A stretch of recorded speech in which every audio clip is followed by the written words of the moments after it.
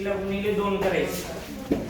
10वी असेल तर 10 गुणिले 2, 12वी असेल तर 12 गुणिले 2, 16वी असेल तर 16 गुणिले 2. आणि जो गुणाकार येईल तो गुणाकार काय करायचा? त्यात मिळवायचा. 25 मध्ये हा 25 च्या मागे हा 25 च्या मागे लिहायचं.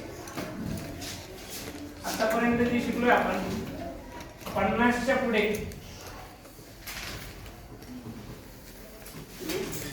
50 च्या पुढील 16वी संख्या काढायला सांगितली.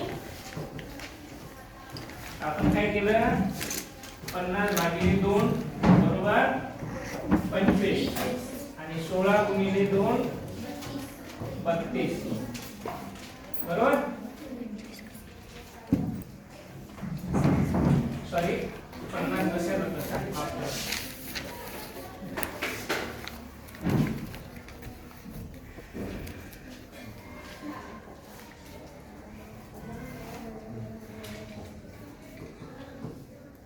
च्या पुढील 16वी संख्या 50 जशाला तसं होता आणि 16 गुणे 32 म्हणजे कोणती संख्या येईल ती?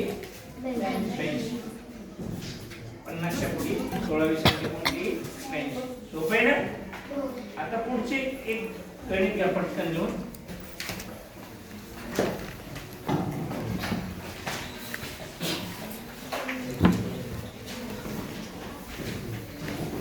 काय वेळेला ना आपल्याला कन्फ्यूज करण्यासाठी देतात एक गणित घ्या. 712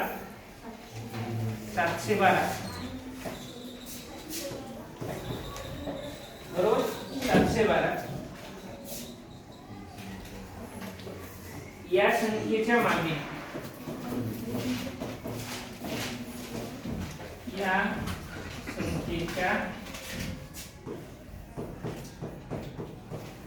मागे 34वी विषम संख्या. 34वी विषम संख्या काढा. 712 च्या मागील 34वी विषम संख्या काढा.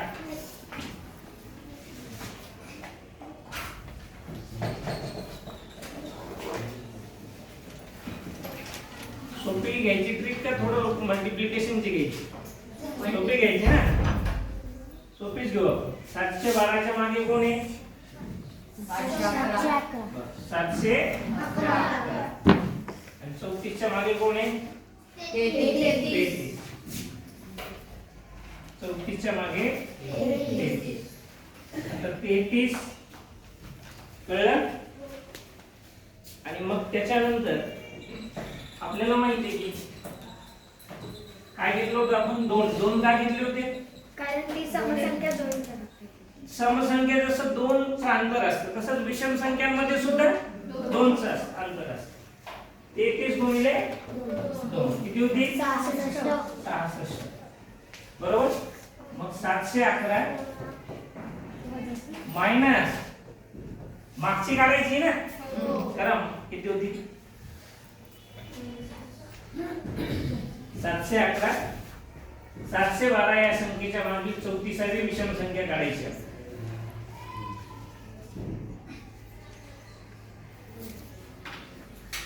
645. किती आलं? 645. याचं उत्तर आलं 645. मग 712 च्या 12 या संख्येच्या मागील 34वी विषम संख्या येईल 645.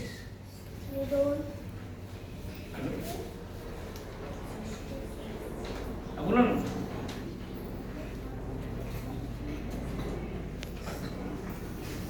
645 कळलं. आता हे कसं आलं सांगतो तुम्हाला.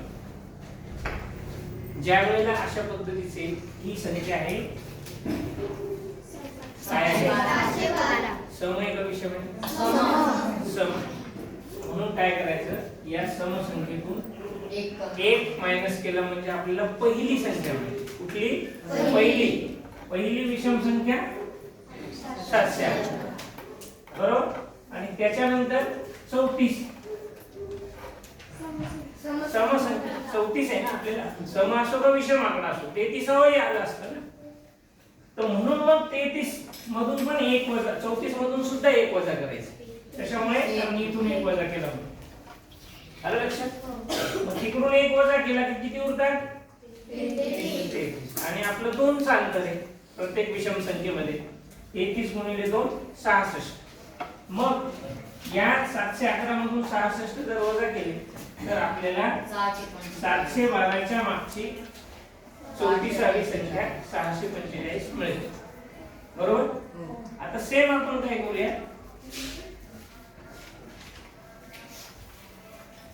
एक उदाहरण घेऊया याच धर्तीवरचं. क्लियर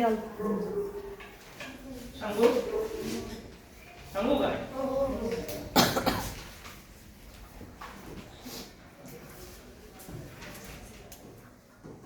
650 याचे काही फायदे आणि ड्रॉबॅक पण आहेत. इराजर म्हणजे यूज जोपर्यंत आपण करत नाही थोडस यूज टू व्हायला वेळ जातो. 650 च्या मागे 20वी विषम संख्या.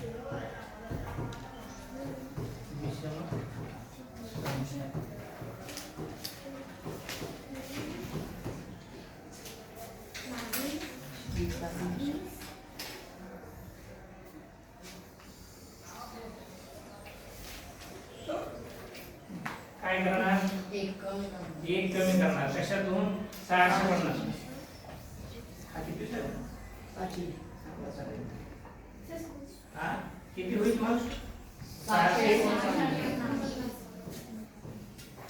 20 च्या मागे 19 गुणिले 2 काय घेतो आपण? 2 चा टप्पा आहे. बरोबर. 38. मग याच्यातनं काय करणार? 38 वजा करायचं. बस. 611. क्लिअर झाला प्रश्न? पुढे जाऊ. सर म्हणजे समसंख्या विचारल्या तर मायनस. नाही तर प्लस करायचे आणि फक्त आहे त्या संख्याची दुप्पट करायची. हो. पण इथे विषम संख्यांचे विचारते एक एक कमी करून आपण वजाबाकी हो. करतो. पण कधी दिलेली समय जर दोन्ही सम दिले असतील तर जर दिलेली सम असेल तर, मग आता सपोज दोन्ही विषम दिले असतील दोन्ही विषम असतील तर मग काय करायचं नाही, ऍज इट इज जायचं जसं सम संख्येला केलं आपण तसं. समजा फॉर एक्झाम्पल 649 आणि इकडे 19 येते, मग काय करायचं आहे का वजा करायची? म्हणजे वजा करायची गरज आहे पण दुप्पट त्या आता आहे त्या संख्यांची करायची. आलं लक्षात? म्हणजे 650 मधून 1 वजा करायचं नाही आणि 20 मधून पण 1 वजा. कधी पण फॉर एक्झाम्पल इथे 649 ऑलरेडी दिले आणि इथे ऑलरेडी 19 दिले, दोन्ही पण काय आहेत? ही पण विषम आणि ही पण विषम. तर त्यावेळेला हे वजा 1 करायची आवश्यकता नाही. हा? मात्र ही वजाबाकी तुम्हाला करायलाच लागेल. 19 गुणे 38. कळलं का? मी मुद्दाम थोडं वेगळं आहे म्हणून असं एक उदाहरण घेतलं. बाकी रेग्युलर मध्ये कसं तुम्हाला मागची संख्या काढायची तर मायनस करायला लागेल, पुढची काढायची तर अधिक करावं लागेल. प्लस मागची काढायची वजाबाकी करायची, पुढची काढायची बेरीज करायची. ओके. आता संख्या ज्ञानाशी रिलेटेड पुन्हा ह्याच्यात सर्वात मोठी संख्या आणि सर्वात लहान संख्या अशा पद्धतीचे प्रश्न आहेत. हा? तर ते कोणाला पटापट सांगता येतील. सर्वात मोठी 4 अंकी संख्या, सर्वात मोठी 4 अंकी संख्या 9,900. उत्तर देणाऱ्यांचा टक्का खूप कमी आहे बरं का, म्हणजे मोठं काम करावं लागणार आहे अभ्यासात आपल्याला. 9,999. आणि सर्वात लहान 4 अंकी संख्या 1000. नो बरे हे पुसलं तर चालेल. त्याच्यापेक्षा 1000 लहान आहे ना. सर्वात मोठी 4 अंकी संख्या 9,999 आणि सर्वात लहान 1,000. एक नाही फक्त 1000. आता हेच प्रत्येकाच्या बाबतीत काय वाढत पुढे जाणारे फक्त 0 वाढत जाणारे 9 वाढत जाणारे. काय वाढतं 0 आणि 9. समजा तुम्ही इकडे 5 अंकी गेली, एक 0 वाढलं. ओके, इकडे एक 9 वाढलं, इकडे एक 0 वाढलं, इकडे एक 9 वाढलं. म्हणजे 99,000 समाप्त करा 9,99,999. आणि हे सॉरी 1,70,000 10,000 लाख 1 लाख. ओके, या पद्धतीने आपल्याला जावं लागेल. आता अशा पद्धतीचे उदाहरणांमध्ये काय करतात तुम्हाला, जे आपण आहे ना सर्वात जास्त घाबरतो कुठल्या शून्याच्या वजाबाकी. घाबरतो की नाही शून्याच्या वजाबाकीला, कारण आपल्याला खूप लांब जावं लागतं उसना घ्यायला. तर समजा उदाहरणार्थ तुम्हाला असं आलं उदाहरण,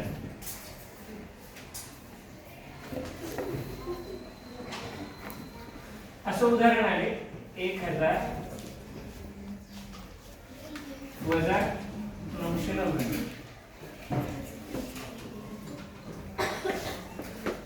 असं उदाहरण आपण काय करतो, हा 0 जोडतो, हा 0 जोडतो, हा सगळ्यात आधी हा जोडतो ना. आणि इथे 0 येते, इथे 10 होती, मग इथे 9, इथे 10, पुन्हा इथे 9 आणि इथे 10, एवढं करतो ना. आणि मग आपण वजा करतो. त्याच्याऐवजी काय करायचं, बेरीज 1,000 वजा 990. या प्रश्न प्रकारात काय करायचं, 1,000 एक कमी झाला, किती येतं 990. आणि 999 मधलं एक कमी झाला, किती येतात 998. किती येईल उत्तर 1.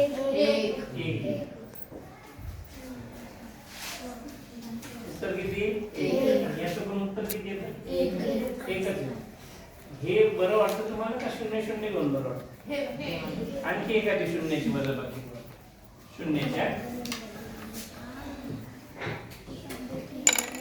40,000 मायनस 39,865. या पद्धतीने काढायचं, वरतून एक मायनस करायचं, खाली एक मायनस. म्हणजे आपल्याला काय होणार आहे त्यावेळेला, आपल्याला जेवढा वेळ वाचवता येईल तेवढा वेळ वाचवायचा परीक्षेच्या वेळेस.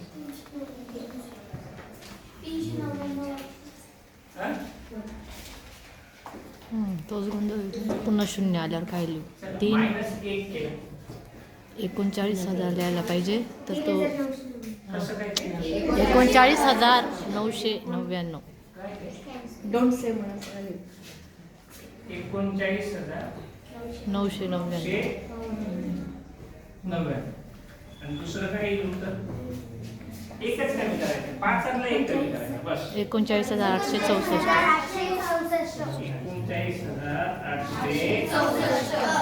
39,864. चलिए बिना हिचकी वाली बात.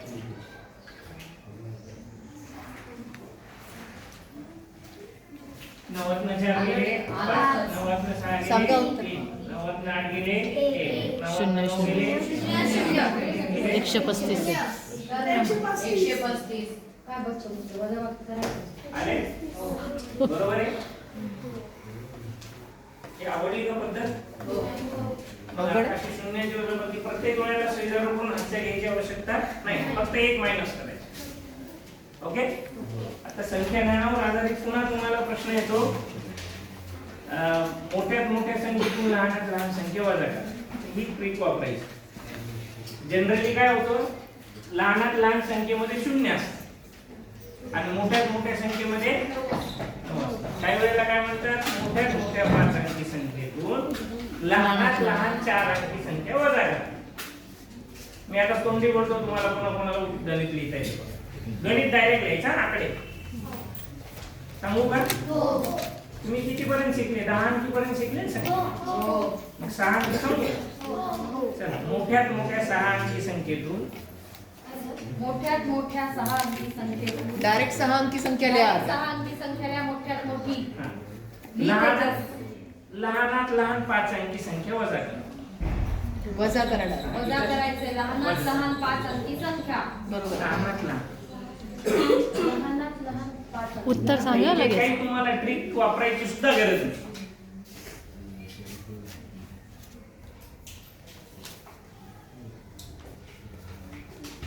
मोठ्यात मोठी 6 अंकीत न लहानात लहान 5 अंकी. 9,99,999 वजा 5 अंक. 10,000. काही गरज आहे का? काही असे एकदम साधे किरकोळ प्रश्न आहेत पण आपण गोंधळून जातो. हे तीन याच्यानंतर दिलं ना, नंतर 2-2चा गट असतो. शाब्दिक उदाहरणं असतात आणि आलं आपण का लक्षात? गोंधळतो.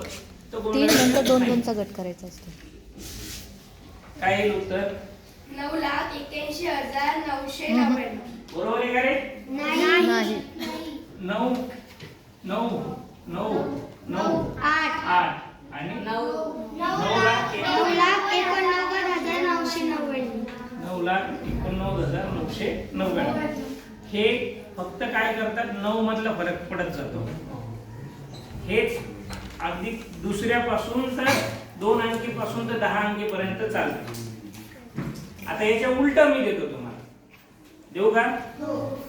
लहानात लहान 6 अंकी संख्येतून लहानात लहान 6 अंकी संख्येतून लहानात लहान 6 अंकी संख्या लिहा. शब्दात नुसते सगळ्यात माहिती पाहिजे तुम्हाला. लहानात लहान 6 अंकी संख्या म्हणजे 1 लाख. 1,00,000. ते माहिती असेल तरच आपल्याला गणित लिहिता येईल. किती ते? 1,00,000. 1 च्या पुढे किती शून्य? 5 शून्य. त्याच्यातनं मोठ्यात मोठी 5 अंकी संख्या वजा करा.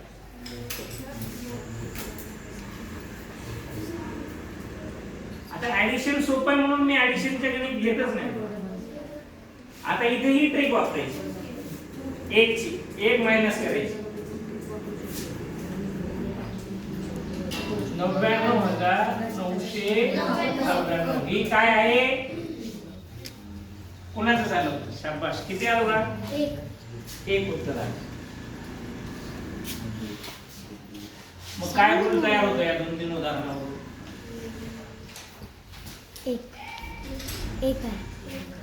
नियम काय तयार झाला? नियम काय तयार झाला? नियम काय तयार झाला? एक आपली काय तुम्हाला समजलं? कसं सोडवलं तुम्ही? काय आयडिया काय वापरली ते सांगा. इथे एक उत्तर आलं. तुम्ही म्हणता इथे पण एक उत्तर आलं. काय आयडिया वापरली तेच सांगायचं. चल एक वाक्य. त्या संख्येतून एक कमी करा, एक आणि मग त्यांची वजाबाकी करून एक उत्तर आलं. बर. आता एक काय तयार होईल की मोठ्यात मोठी टिंब संख्या म्हणजे 6 अंकी म्हणा, 7 अंकी म्हणा, 8 अंकी म्हणा, कुठली म्हणा, आणि क्रमवर येणारी लहानात लहान 6 अंकी संख्या. लिहा, वाक्य लिहा. मोठ्यात मोठ्या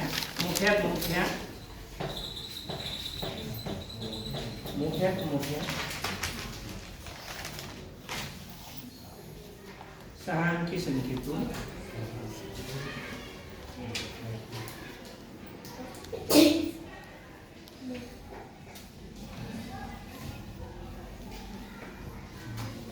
आपण उलट लिहितो. लहानात लहान 6 अंकी संख्येतून फक्त मोठ्यात मोठ्या तो शब्द खोडा, एकच रेष आणि लहानात लहान म्हणा तिथे. लहानात लहान 6 अंकी संख्येतून पीच पूल जसं काय फार त्यांचे बिघडले डिझाईन. लहानात लहान 6 अंकी संख्येतून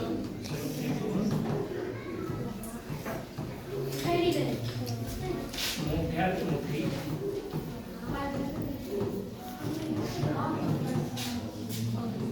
5 अंकी संख्या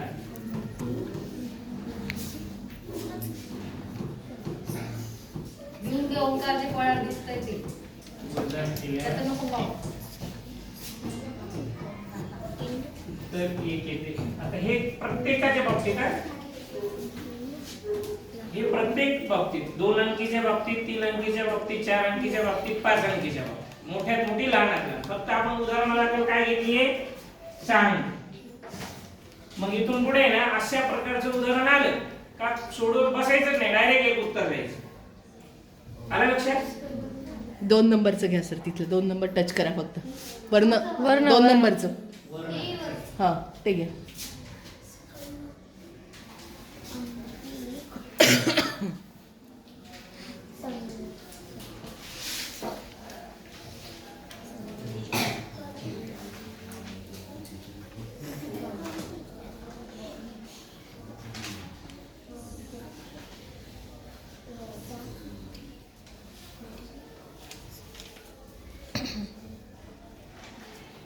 आता पुन्हा संख्येशी रिलेटेड पटापट काही जे कंटेंट आहे ते लिहून घ्या. मग आपल्याला, कारण संख्येवर खूप सारे जवळजवळ पहिल्या टॉपिक पासून तुम्ही 8व्या टॉपिक पर्यंत संख्या ज्ञानावर आहे तुमचे. पाहिलं का पुस्तक उघडून? हा, तर त्याच्यावरती लिहा आता पटकन. ऐकून लिहिता का बघून लिहिता?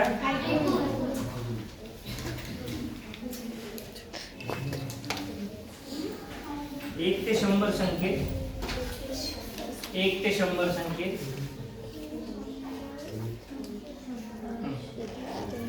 1 हा अंक 21 वेळा येतो. 1 हा अंक 21 वेळा येतो.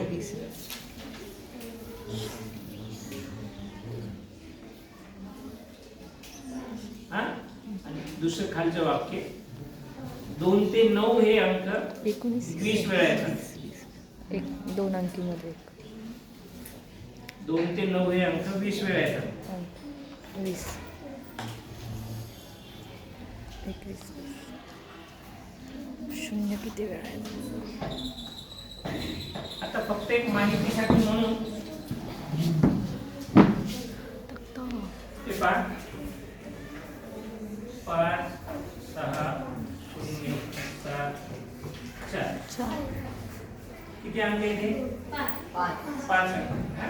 या याच्यापासून नाही ना मोठ्यात मोठी आणि लहानात लहान संख्या तयार होते.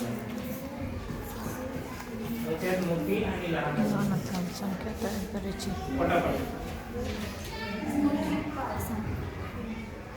झाली तयार तुझी? आणखी कोणाकोणाची तयार झाली? दोघीच जणी परीक्षा द्यायला, बाकी देणारच नाही. झाली तुझी पण? होय. ये बरं. लहानात लहान पण तयार करायची गैर आणि लहानात लहान आणि मोठ्यात मोठी. इला इला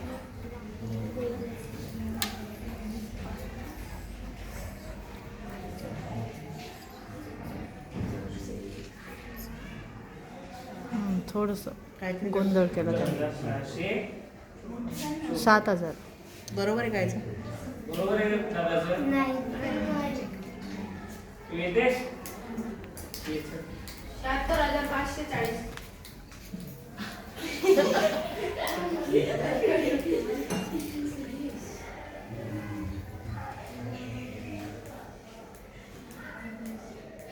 बरोबर आहे. बरोबर आहे. फक्त शून्याचं कुठे घ्यायचं ते लक्षात ठेवायचं बस. काय अडचण आहे कोणाला? बरोबर केलं. 40,567. आपण काय रूल शिकलेलो आहे की काय करायचं? मोठ्यात मोठी संख्या लिहिताना उतरता क्रम लिहायचा का चढता क्रम लिहायचा? मोठ्यात मोठी लिहिताना उतरता क्रम. सगळ्यात मोठा अंक आधी, मग त्याच्यापेक्षा लहान, मग लहान, मग सर्वात लहान. आणि शून्य असल्यानंतर आपलं थोडं गोंधळ होतो लहानात लहान संख्या लिहिताना. तर शून्य हा दुसऱ्या क्रमांकावर घ्यायचा. कधी पण शून्य कुठे घ्यायचा? कन्फ्युजन करायचं नाही, दुसऱ्या क्रमांकावर घ्यायचं. बघ ओके. आता संख्या ज्ञान बेरीज वजाबाकीचे झाले. त्याच्यानंतर आता पदावल्या. पदावल्या शिकले ना तुम्ही? कोण सांगतं पदावलीचा रूल? बेसिक रोशन पदावली. नियम कसे सोडवतो पदावली? कंस जेव्हा भाग एखाद्या पदावलीमध्ये गुणाकार भागाकार एकत्र असतो तेव्हा आधी जे येईल ते सोडवायचं.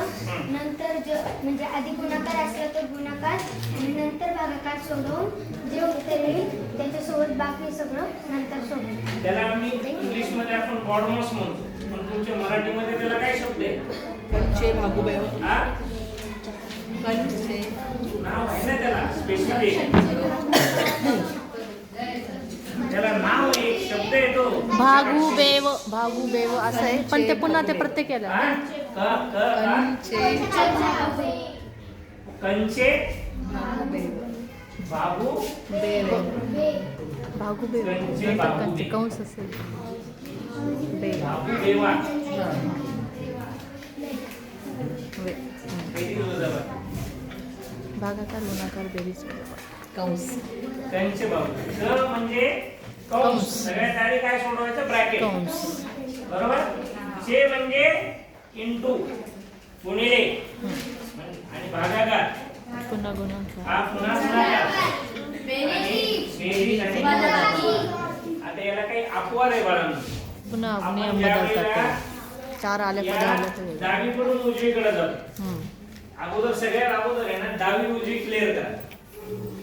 तुमचा डावा हात कोणता आहे? डावा हात. तोच तुमच्या कागदाचा डावा हात. तोच तुमच्या कागदाची डावी बाजू असते. दिशा त्याच्या दिशांमध्ये हा प्रश्न प्रामुख्याने आपल्याला सतावतो बाजूंचा. तर आपला जो डावा हात तोच आपल्या कागदाचा डावी बाजू. आपला जो उजवा हात तीच आपल्या कागदाची उजवी बाजू. आलं लक्षात? तर मग ज्या वेळेला डावीकडून उजवीकडे जाताना गुणाकार आहे याला तर गुणाकार करायचा, भागाकार आला तर भागाकार करायचा. बेरीज आली आली तर बेरीज करायची, वजाबाकी आली आली तर वजाबाकी करायची. सगळ्यात अगोदर ब्रॅकेट सोडवायचे.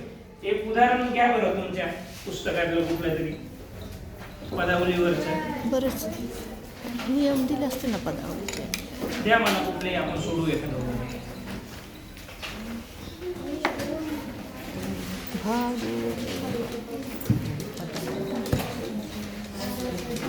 पदावलीचं माझ्याकडे नाही होत.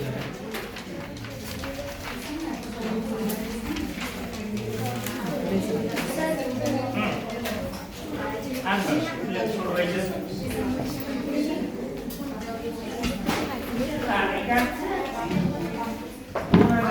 साली आलेला प्रश्न आहे. 27 जाईल अजून एक कवी. आणि पदावली प्रश्न करा.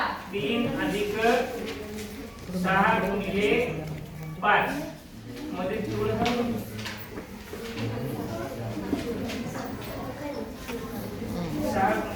आता बे इथे नाही येत कंचे भागू मग ते हे करतात आधी काय करणार? भागाकार भागाकार. नंतर गुणाकार नंतर गुणाकार आणि नंतर बेरीज. बेरीज.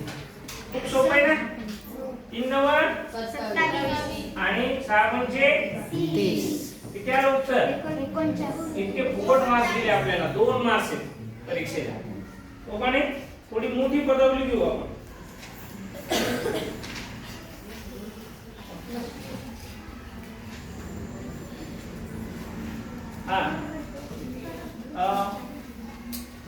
थोडस उदाहरण वेगळे. T is equal to 3, T is equal to 2 पदावली मांडायची. असेल तर आता खालची पदावली सोडवायची आपल्याला. घ्या P गुणिले P अधिक 2 गुणिले P गुणिले T अधिक T अधिक T. संख्या हे घाला त्याच्यामध्ये बघ. T ची व्हॅल्यू काय? 3. 2 कशाला तसा. या P ची व्हॅल्यू 3, या T ची व्हॅल्यू 2. इथे 2, इथे 2.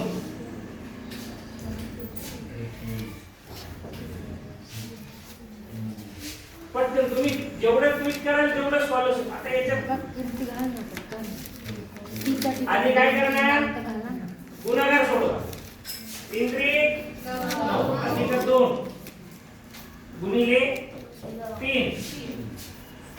आता T ची व्हॅल्यू काय? 2.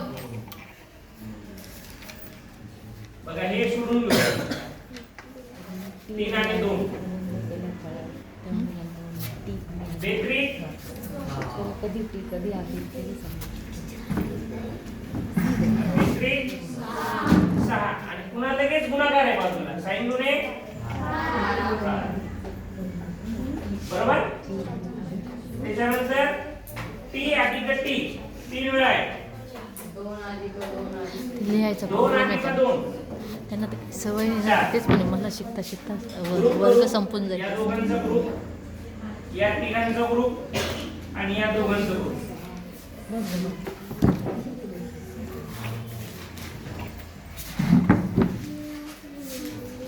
आधी गुणाकार, पुन्हा गुणाकार आणि पुन्हा ऍडिशन आणि मग फायनली खाली ऍडिशन द्या.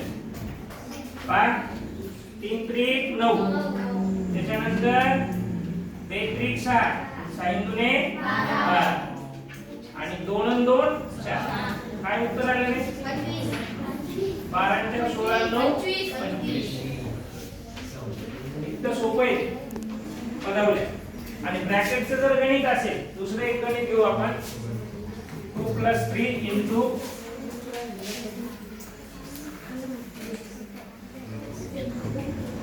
3 * 5 एक सोडवा बरं. करा. बरोबर. आधी काय सोडणार? ब्रॅकेट 2 आणि 3 दोन 5 वजा 15 झाले. त्यांच्यासाठी चुकलं गणित. उत्तर काय येणार? वजा 10. पण काय? वजा वजा 10. बरं वजाचं काय माहिती आहे तुम्हाला कसं लिहायचं असतं? हा ट्रायंगल काढा. सांगितलं का बाईंनी? ट्रायंगल काढायचा. धन ऋण संख्या आहे. हा? 7वीला असेल. Plus minus minus. 5वीला धन ऋण संख्या नाही. हा? मायनस मायनस आलं तर प्लस. प्लस. तर ते दाबलं गेलं इरेजर.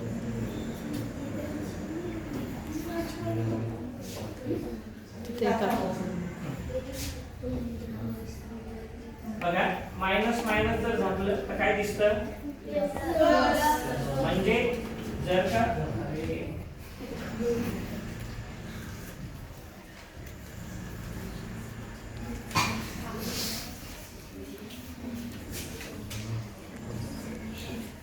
बघा minus minus plus minus plus minus plus minus याचं उत्तर काय येईल? -10. काय आवडतं सातवीला. पदावलीचं काही आहे घ्यायचं एखादं उदाहरण पदावलीचं? जायचं पुढे? पुढे पहा पर्सेंटेज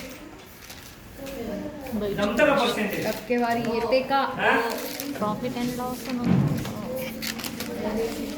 तेच. पर्सेंटेज आणि नफा तोटा शिकले का? सांगा बरं नफ्याचं सूत्र. नफा कसा काढायचा? खरेदी किंमत वजा नफा. खरेदी वजा विक्री सांगा तर पटकन. नफ्याचं सूत्र सांगा. खरेदी वजा हा? विक्री. मग नफा होईल का? हा? नफा होईल का मग? खरेदीतून वजा हा? उलट सांग. विक्री किंमत वजा खरेदी किंमत. हे कशा सूत्र आहे? किंमत नफ्याचं. की चालू चालू लिहून विक्री घे. वजा खती आणि म्हणजे तोटा? किंमत. तोटा कसा? उलट यायचा. खरेदी किंमत खरेदी किंमत वजा विक्री खती वजा विक्री. विक्री किंमत. सॉरी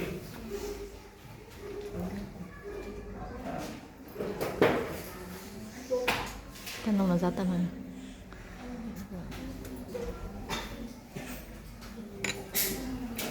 परत सिलेक्ट करून घ्या. खरेदी किंमत वजा विक्री विक्री किंमत. मी दुसरी वेळेला दिली आहे. तुम्ही पहिलीच द्या. लिहा ती सूत्र लिहा सगळ्यांनी वही. आता तुम्हाला नफा काढायचा कळतो. उदाहरणार्थ समजा मी हा पेन आहे ना 100 रुपयाला विकत घेतलाय. 100 रुपयाला विकत घेतलाय. मग त्याला म्हणायचं कॉस्ट प्राइस. सॉरी त्याला म्हणायचं खरेदी किंमत. काय म्हणायचं? खरेदी किंमत. 100 रुपयाला मी विकत घेतलाय आणि हिला 150 रुपयाला विकला. मी घेतला कितीला? विकला कितीला? 150. बर विकला जास्त पैशाला का कमी पैशाला? जर विकत घेतलेली किंमत कमी असेल आणि विकलेली किंमत जास्त असेल तर समजायचं त्या व्यवहारात नफा होतो. आपण ठरवायचं, गणित वाचल्यावर ठरवायचं नफा झालाय का तोटा झाला. आलं लक्षात?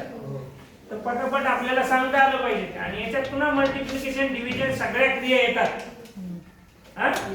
तर उदाहरणात जायचं झालं पुढे आपल्याला तर उदाहरण घेऊन पण जाता येईल आपल्याला नफा तोट्याचा. तर मधले जे आहेत ना म्हणा दिनदर्शिका आणि हे जे ते दोन्हीकडे कॉमन आहे बुद्धिमत्ते नंतर. आणि डेसिमल फ्रॅक्शन महत्वाचं राहतं. पटापट 5 मिनिटात आपण घेऊया ते.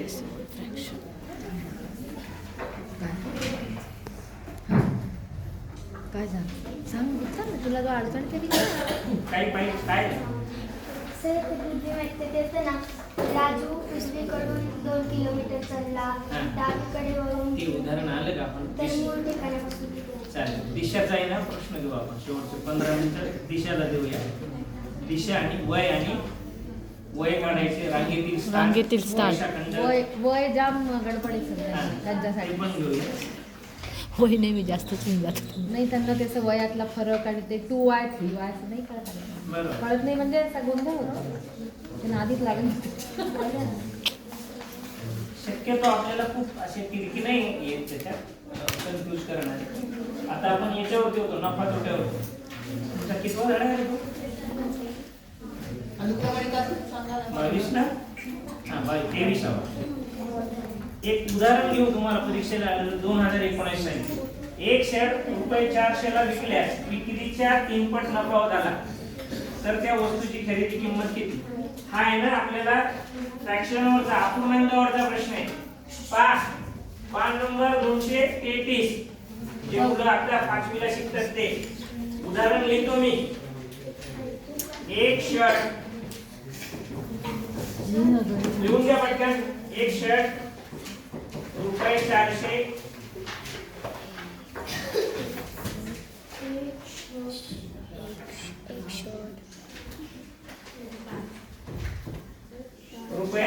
₹400 ला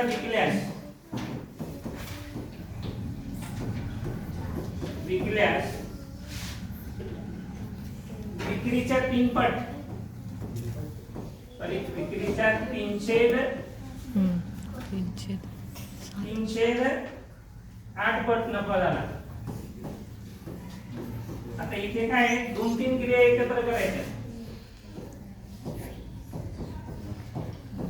नफा झाला तर त्या वस्तूची खरेदी किंमत किती? तर त्या वस्तूची खरेदी किंमत किती?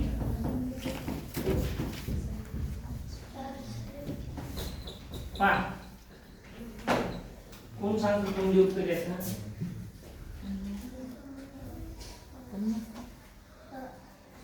सगळ्यात महत्वाचं त्याचं 308 काढावं लागेल ना पहिल्यांदा. कितीला विकलाय? 400. मग त्याला विक्रीच्या किती पट नफा झालाय? 308. 308. त्याचा 308 काढावं मग लागेल. तुम्हाला काय 400 गुणिले 400ची 308. 308 पट काढायला लागेल. 400 गुणिले 308 8 45 कशी काढतात? 50 400ची 308 पट कशी काढतो आपण? 150 150 150 70. हां 150 बरोबर. म्हणजे उत्तर शेवटचं आहे. 150. बर किती म्हटली बा? 150. बर 400 3 किती? 1200 भागिले 8 करा. 12 1 12 शिल्लक उरतात सर 400 ला 8 ने भागू शकतो. हा 8 पंचे 40 आणि बाहेरला हा शून्य वर घ्यायचा 150. किती आले? 150. किती आले? 150. मग आता काय हा 150 काय झालाय? काय झालंय 100 नफा नफा रे आपल्याला त्यांनी काय केलंय सरळ सांगितलं नाही की 150 नफा झालाय 300 सांगताना काय सांगितलंय 308 पट नफा झालाय आणि सांगताना दुप्पट पण म्हटले नाही तिप्पट पण म्हटले नाही फ्रॅक्शन मध्ये दिले त्यांनी अपूर्णांकात असं जर दिलं तर कुठल्याही संख्येचा समजा तुम्हाला हे 400 चे 308 पट म्हटले बरोबर तुम्हाला जर म्हटले 600 च्या 308 पट काढ तरी काढता आलं पाहिजे हे गुणाकार करून आलं लक्षात 600 तरी 1800 मला डायरेक्ट असं केलं तरी चालेल भागिले 8 8 दुनी 16 राहिले शिल्लक 2 मग राहतात 20 पुन्हा 8 दुने 16 खाली राहिले 4 पुढे घेतले 40 आणि 8 पंचे 40 225 मग तुम्हाला कोणी जरी विचारलं 600 च्या 308 पट म्हणजे 225 कोणत्याही संख्येची पट काढायची असेल तर अंश आणि जी पूर्ण संख्या आहे ही बघा ही पूर्ण संख्या आहे 400 अंश आहे 4 या दोघांचा गुणाकार करायचा आणि भागिले 8 करायचा लागलं तर त्याची मांडणी तुम्ही अशी करू शकता 400 गुणिले 3 भागिले 8 आणि तुम्हाला आणखी याला शॉर्ट करायचं झालं तर तुम्ही इथले एक भागाकार संपू शकता 8 1 8 8 पंचे मग आता इथे 50 आणि इथे 3 50 3 इथे संपतो भाग एवढं काही करत बसायची गरज आहे का मग असंही करू शकतो जागेवर छेदाने 40 ला भागायचा आणि उरलेला शून्य वर लिहायचा आणि 50 3 150 करता येईल बरं आता एक काय करतो तुम्हाला पट काढायचं सांगतो खरेदी किंमत राहिली गणिताची हा मूळ किंमत आपलं राहिले नाही किती येईल सांगा खरेदी खरेदी किंमत हा 150 नफा झाला म्हणजे किती येईल खरेदी किंमत तो विकलाय कितीला म्हणजे खरेदी किंमत किती झाली त्याची 400 गुणिले 3 भागिले 8 150 नफा झाला बेटा नफा झालाय तो आलाय 150 नफा झालाय आता काढायची खरेदी किंमत तुम्हाला खरेदी किंमत किती मग तो 400 ला विकलाय मग खरेदी किंमत किती त्याच्यापेक्षा खरेदी किंमतीचं सूत्र काढायचं काय करता येईल खरेदीचं किंमतीचं सूत्र करा ना माझा बघ काय करता येईल विक्री वजा नफा विक्री वजा नफा टाका आता त्या सूत्रात विक्री किती झाली सूत्र लिहा ते खरेदी किंमत बरोबर विक्री वजा नफा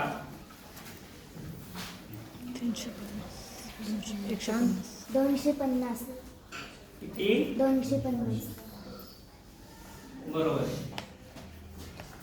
खरेदी किंमत होती 400 नफा झालाय 150 उत्तर येईल 250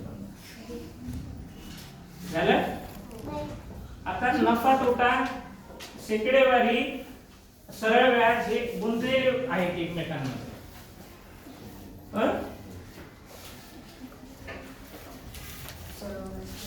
व्याज म्हणजे 10 दर साल दर शेकडा TCPA पर आम्ही ते दर काय? वर्षी 10 शेत हा, दशादशी दर साल दर शेकडा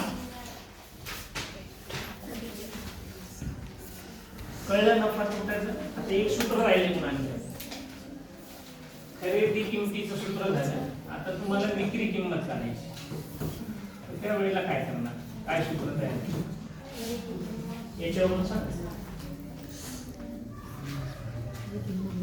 विक्री किंमत वजा विक्री किंमतच काढायची विक्री किंमत वजा तोटा खरेदी किंमत वजा तोटा बरोबर खरेदी किंमत वजा तोटा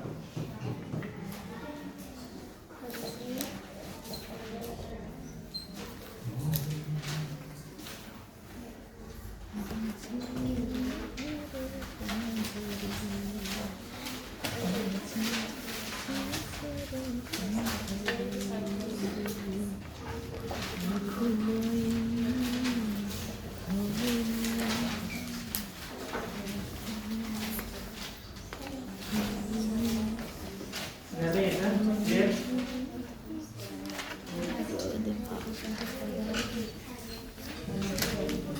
चला पुढचं शेकड्यावर घेऊ.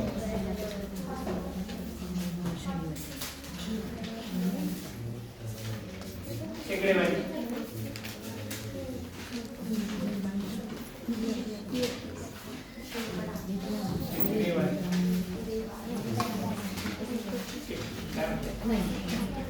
शेकडेवारीला जाऊया.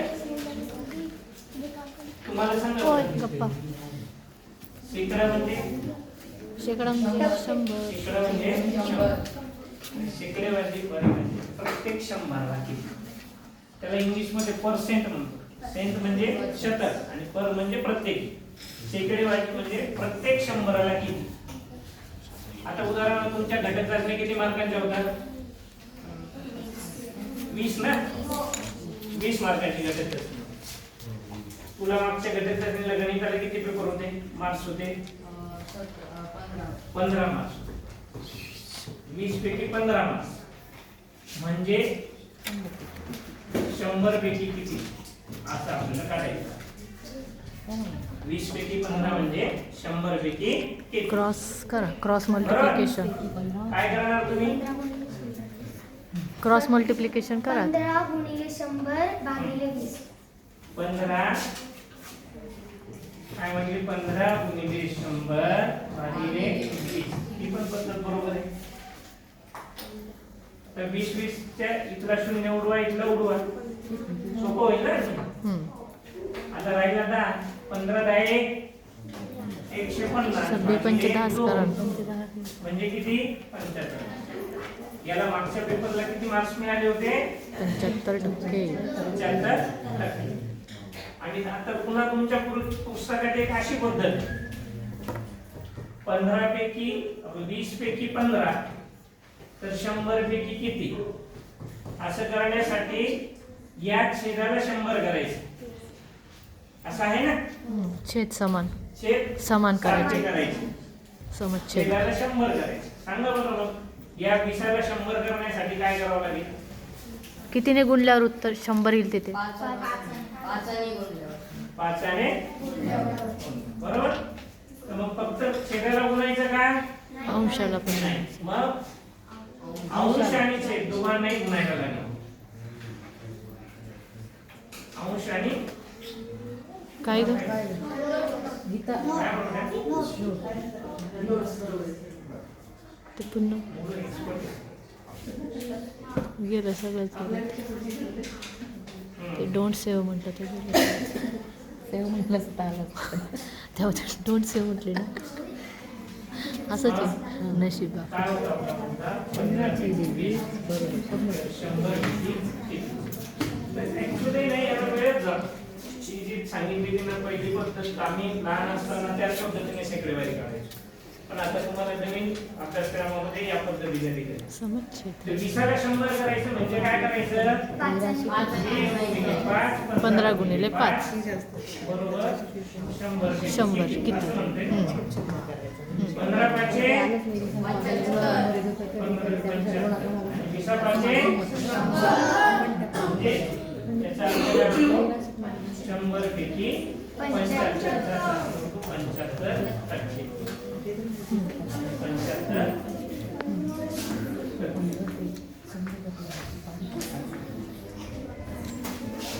बरोबर.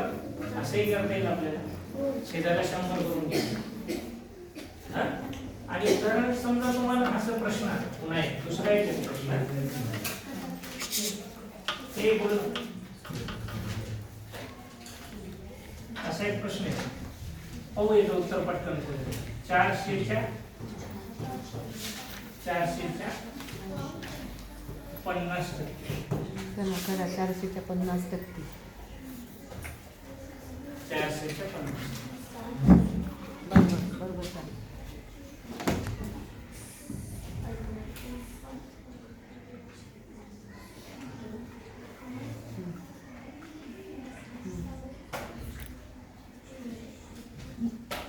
हां 450. सांग बरं बेटा. 200. 400च्या 50% 200. त्याचा केलं सोड. 400 400 गुणिले 50 भागिले 100. 50 भागिले 100. तुम्हाला माहिती आहे का या टक्के या चिन्हाचा अर्थ काय होतो? टक्के म्हणजे 100. टक्के म्हणजे 100. मग हा टक्के काढायचा आणि खाली घ्यायचा. 50/100. आता पुन्हा याला सोपं करायचं झालं तर काय करायचे? 400 गुणिले 50 भागिले 100. 2 शून्य उडाले, खाली राहिले 4. सॉरी 50 राहिले. 50 चोक 200. 200. बरोबर? इथे टक्के लिहायची गरज आहे का नाही? कारण आपण टक्केवर संख्या काढतो. आता त्याच्या पुढे जर समजा खूप शेकडेवारीवर असे खूप कॉम्प्लिकेटेड नाही विचारत आपल्याला प्रश्न. पुन्हा असाही विचारतात प्रश्न. शक्यतो बऱ्यापैकी शून्य असतो संख्येमध्ये. मग आपल्याला काही सेकंदात काढायचं झालं तर कसं काढायचं बघा.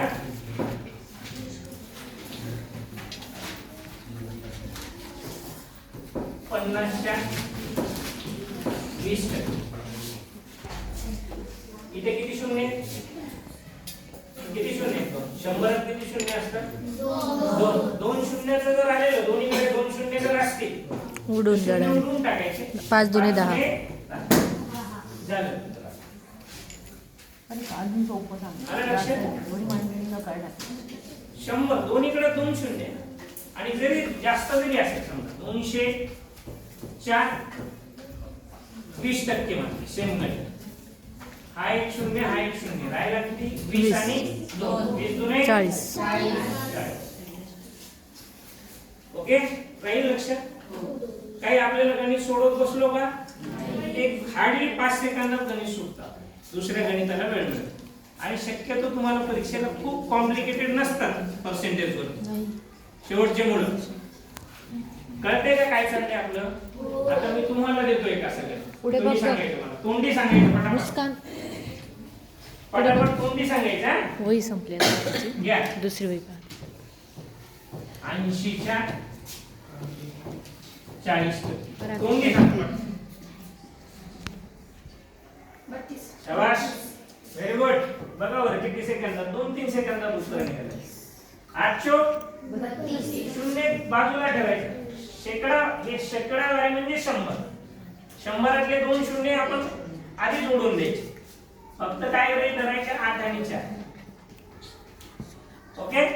आता परत बघू. सगळ्या वर्गाचं उत्तर आलं पाहिजे.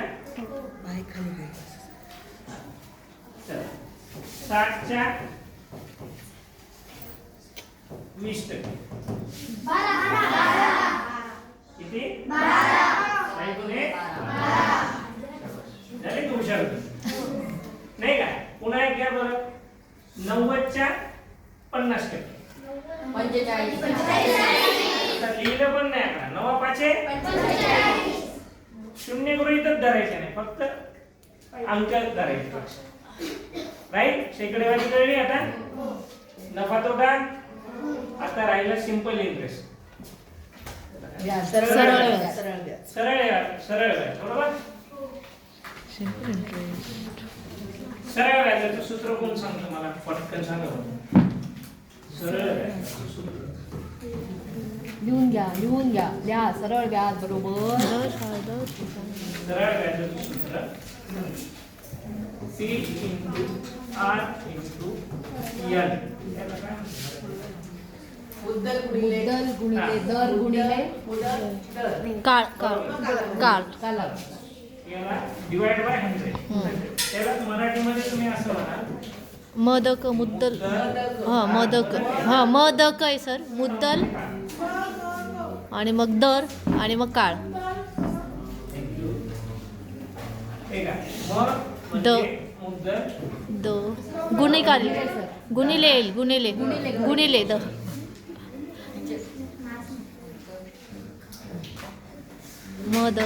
मदक भागिले 100. द गुणिले क. म्हणजे काळ. Year म्हणजे नंबर ऑफ इयर.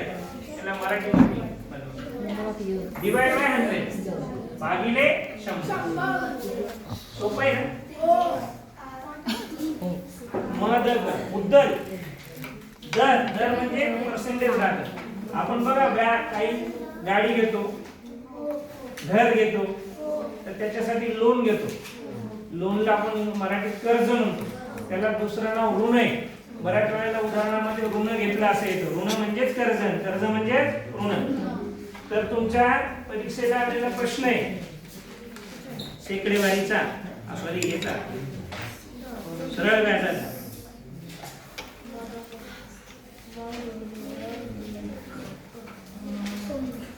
2023 ला आलेला एक प्रश्न लिहिला. दसा दसे त्या द सा द से हा द डिंब सा डिंब दसे दसा दसे म्हणजे दर साल दर शेकडा 10 दराने म्हणजे पर्सेंटेज आहे 10 दराने रुपये 3000 मुद्दलावर ते PNR मध्ये सूत्र टाकून द्या. पण त्याचं भांडवल सोडू नका. 3 वर्षाचे सरळ व्याज किती? 3 वर्षाचे सरळ व्याज किती? सरळ व्याज किती? इतका सोपा प्रश्न प्रकार आहे बाळांनो. फक्त आकडे घालायचे मध्ये, सूत्र माहिती पाहिजे. हा सरळ व्याजाचं सूत्र आहे म गुणिले द गुणिले क म्हणायचं मला भागिले 100. किती घेतली तू? 12. आता म म्हणजे मुद्दल. किती आहे मुद्दल? 3000 भागिले 100 या बरं तिथे म च्या जागी 3000 भागिले 100 3 वर्ष 10 दर किती आहे दर? 10 10% व्याजदराने घेतले ते. 3 वर्षात आणि काळ किती आहे? 3 वर्षाचा भागिले कर गुणाकार 100. सोपं आहे. शून्य काटाकाटी करायची. तुम्हाला जमते ना? फक्त पतंग येतोय ना? काटतं की नाही पतंग? कोण आहे चांगला पटायचं तुमच्यापैकी पतंग काढणारा? तसे शून्य काटायचे. हा उडाला, हा उडाला, हा उडाला, हा उडाला. एकाला काही व्हॅल्यू राहत नाही. भागाकाराच्या ठिकाणी गुणाकाराच्या ठिकाणी 1 असेल तर उत्तर सेम येतं. एकाला गृहीत धरायचं नाही. तर मग 30 आणि 10 30 आहे 330 काय उत्तर येईल? तुमचा पर्याय क्रमांक 4. याच्यात काही आहे का तुम्हाला कुणाला एखादं उदाहरण आणलेलं आहे तर?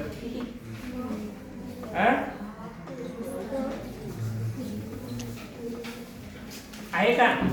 आणले काय? उदाहरण आणलेलं आहे का? नाही ना?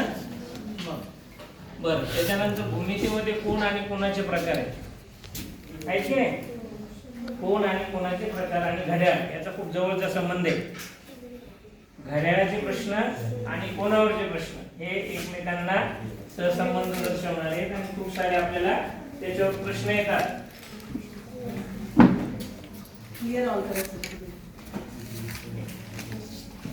मॅडम मी घड्याळ काढणार. हो.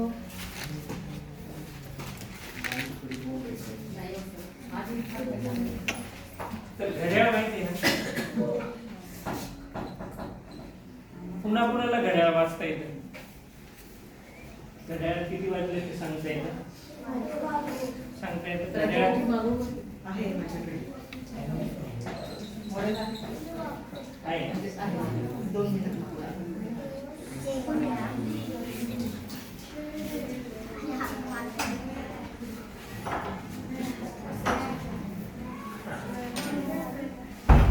आता आपण पॅरलल कोणता घटक चाललोय? घड्याळ कालमापनाचं आलं त्याच्यात. कोण सांगतं मला 1 तास म्हणजे किती मिनिटं? 60 मिनिटं. Very good. 1 तास म्हणजे 60 मिनिटं. 1 मिनिट म्हणजे 1 मिनिट म्हणजे 60 सेकंद. बरोबर. आता मग मला त्याच्या उलट पटकन सांगायचं. अर्धा तास म्हणजे 30 मिनिटं. पाऊण तास म्हणजे 45 मिनिटं. आणि पाव तास म्हणजे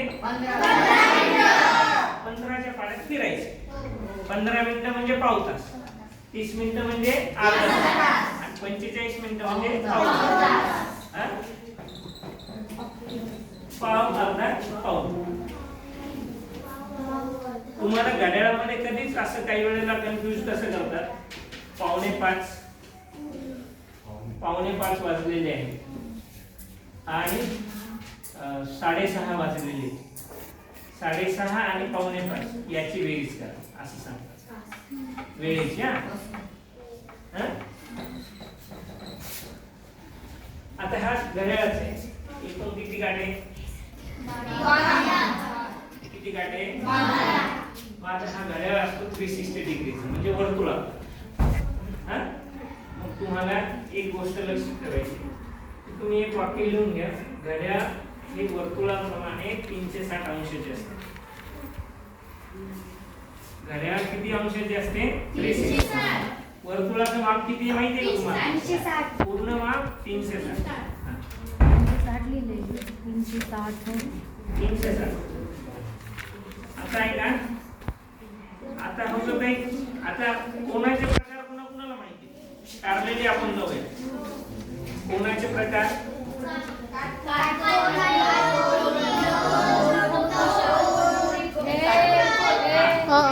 पहिला आहे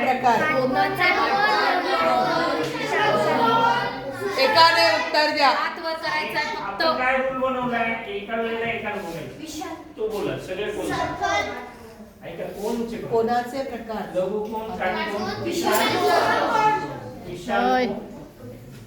आणि पुढे 6वीच्या आणि 7वीच्या मुलं पुन्हा सांगू शकतात. जेवढे कोण आले तिथं ते लगेच कोण लिहितात कोणाचे प्रकार. हा, विशाल कोण, विशाल कोण, त्याच्यानंतर नाही तिकडे नका जाऊ, आपण सरळ सरळ ते कोण आहे, काटकोण, विशाल कोण, सरळ कोण, पूर्ण कोण, पूर्ण कोण, पुढे हा एकच नाही, एक राहिलं ना, शून्य कोण, शाबास, शून्य कोण. 5 लघुकोण, काटकोण, विशाल कोण. आता लघुकोण असतो 90 अंशापेक्षा लहान आणि हा काटकोण असतो 90 अंशाचा. विशाल कोण 90 पेक्षा मोठा पण 180 पेक्षा लहान. 180 पेक्षा लहान. आणि सरळ कोण असतो 180 कंप्लीट 180. पूर्ण कोण असतो आणि शून्य कोण असतो 0. म्हणजे जागेवर स्टार्ट. बरोबर. आता एक वाक्य लिहायचं, हे पटापट लिहिले तरी चालेल, लक्षात राहील तुमच्या. कोणाचं परीक्षेला प्रश्न येतात, सरळ कोणाचं. हा आता लिहून, आता मला सांगा, हा जो काही 12 आणि 1 आहे, साधारण 12च्या नॉर्मल पुढे तास काठ आहे आणि मिनिट काठ 1 वर आहे. 12 वाजून 5 मिनिट. 12 वाजून 5 मिनिट. आता मग कंप्लीट 12, 12:15 वाजले. 12:15 बरोबर. बरं, आता त्याला उलट करतो मी, फक्त मला वेळ सांगायची, मी कोण नंतर किती वाजले, 3 वाजले. किती वाजले, आता मला सांगा, याच्यात कोण कोणता तयार झालाय, असाच आणखी एकदा काटकोण होईल, तो किती वाजता, 9 वाजता. एक वाक्य लिहा, घड्याळामध्ये 3 वाजता आणि 9 वाजता काटकोण होतो.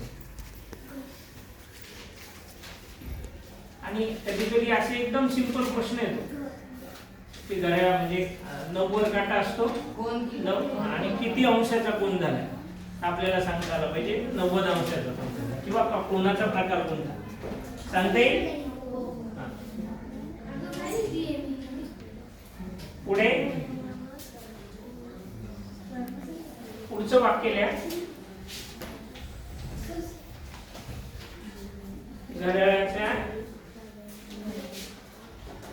घड्याळाचा प्रत्येक अंक 30 अंश दर्शवतो. किती अंश दर्शवतो? 30 अंश. म्हणजे ह्या दोन याच्यामध्ये जर कोण तयार झाला म्हणजे घड्याळात कंप्लीट 1 वाजलेला जर असेल, 1 30 अंशाचा कोण? घड्याळामध्ये कंप्लीट 1 वाजलेला असेल तर कोणता तयार होतो? 30 अंशाचा कोण तयार होतो, त्याला आपण म्हणतो लघुकोन. आलं लक्षात? म्हणजे घड्याळात 2 वाजलेले असतील तर 60 अंशाचा कोन. लिहा आता पटापट पटापट. फक्त काय करायचं, घड्याळात समजा घड्याळात 1 वाजला पूर्ण आहे का? घड्याळात 1 वाजता 30 अंश आणि मग असं 2 वाजता 60, 3 वाजता 90, 4 वाजता किती होईल? 120, 5 वाजता 140. नाही ना 6 वाजता 180. असा एक प्रश्न येतो, 6 वाजता कोणता 150. पाचवा 6 वाजता 120 नंतर 5 वाजता 150. सॉरी, बरोबर. तिथे असा एक प्रश्न येतो, आला होता एक क्वेश्चन की घड्याळामध्ये सरळ कोन किती वाजता होतो? किती वाजता? घड्याळामध्ये सरळ कोन किती वाजता होतो? स्ट्रेट अँगल स्ट्रेट अँगल 6 वाजता. किती 6 वाजता वाजता. होतो? सरळ कोन किती अंशाचा असतो? 180. 180. असं लक्षात ठेवायचं. हा बघा, सरळ कोन स्ट्रेट अँगल म्हणतो आपण त्याला. हा 180 अंश आहे. तो किती वाजता? मग आपण मापा काढत बसणार आहे का तेव्हा? नाही, लक्षात ठेवायचं बघ. ते 12:30. आलं लक्षात? सर 6 मला वाजता ते काढता 12:30. हा लांब काटा आहे. बघा 6 वाजता 9 आणि 3 वर 1 वाजता आणि नाही 9 आणि 3 वर काटा असेल. बरं, एक. 9:15 किंवा 9:30. ठीक आहे, त्याचं पण देऊ आपण. हा. तुझं काय म्हणते बेटा? 9 आणि 3 9 वाजता 9 आणि 3 वर काटा सोबत. पण मग तेव्हा इकडे बघा ना, हे समजा आपलं सेंटर पॉइंट आहे घड्याळाचं. बरोबर. आता ज्या वेळेला मिनिट काटा 3 वर जाईल त्यावेळेला कंप्लीट 9 वर असणार आहे का? नाही, तो थोडा पुढे जाईल. थोडा पुढे जाईल. 9च्या पुढे जाईल. हां. मग होईल का स्ट्रेट? नाही. नाही. मग तो काय होईल तेव्हा? विशाल होईल. विशाल कोण? बरोबर. झालं डाऊट क्लिअर? बरं, ह्या गोष्टी लक्षात ठेवा. 6 वाजता आणि पुन्हा इकडे मग पुन्हा आणखी उलट जायचं इकडच्या बाजूला पुन्हा कुठल्या 6 इकडच्या 7 पासून तर 12 पर्यंत.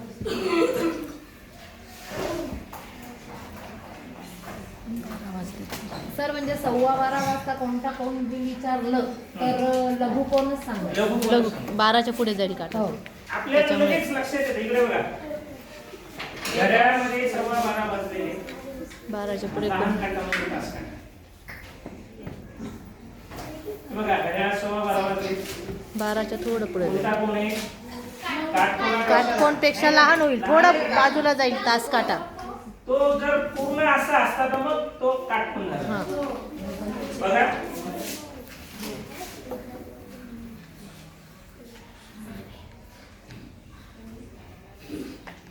त्याचे सूत्र पण आहे, वेळ काढायचे. पण मग गणित करत बसण्यापेक्षा हे लक्षात ठेवलेलं सूत्र पण आहे त्याचे. 4 अंश पुढे सरकतो ना एका हां, मिनिटाला. एका मिनिटाला 4 अंश. 11.60 वापरून आपल्याला ते करता येतं. पण मग ते गोंधळ होतो. त्याच्यापेक्षा हे जास्त गोंधळ. हां, त्याला खूप प्रॅक्टिस असली का होतं ते पटापट. इकडे पहा, आता टीचर म्हटलंय की जर का घड्याळ 12:15 वाजलेले असतील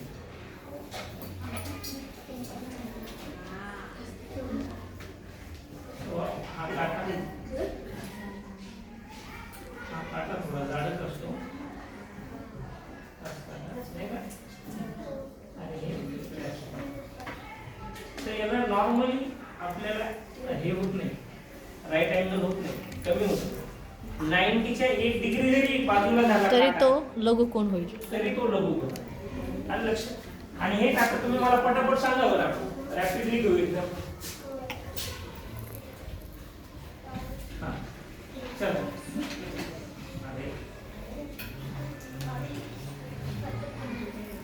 सांगा बरं इथं कुठला कोण कोणता होईल? हेच वापरूया, हेच बरोबर. हा. आता हा काटकोन, हा आता हा हा काय लघुकोन. अरे लघुकोन. ए सार्थक पान हा विशाल. ओके, सांगता येतील पटापट कोण? आता पुढे जाऊया. क्षेत्रफळ, भूमितीचं, आणि मग दिनदर्शिका घेऊ, वय घेऊ, मापनाचे काही तुम्हाला मी जे माहिती नाही हेक्टोमीटरचं वगैरे तर ते तेवढं माप लिहून देतो. हेक्टोग्रॅमचं वगैरे उदाहरण आलेले, तर हेक्टोग्रॅम आपल्या पुस्तकात दिलेले दिलंय. तर गोंधळ होतो जर असेल तर ते देतो आणि मग आपण थांबूया. ओके, चलो stand up. Stand up everyone.